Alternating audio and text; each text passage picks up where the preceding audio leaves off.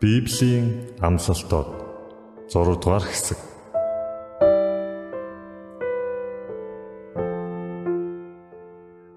Миний нэрээр дуудагдсан миний хүмүүс өөрсдийгөө даруй байлган залбирч миний нүрийг эвлхийлж бузармуу замаадаасаа эргэх аваас би Тэнгэрээс сонсож тэдний нүглийг уучлан тэдний газар нутгийг эдгэнэ.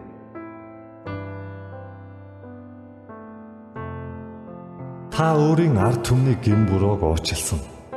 Та тэдний бүх нүглийг далдалсан билээ.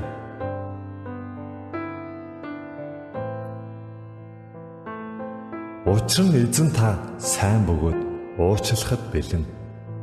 Таныг дуудагч бүгдэд хайр инэрлэр элбэг баян нэгэн юм.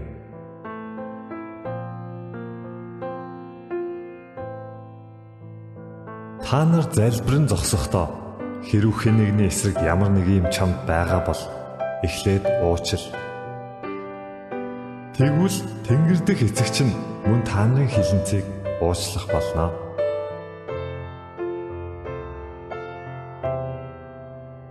Бурхан та нарыг Христ дотор уучлсны адил бие биеэ уучлан нэг нэгнээ инэрэн уян зөөлтөн сэтгэлээр ханд.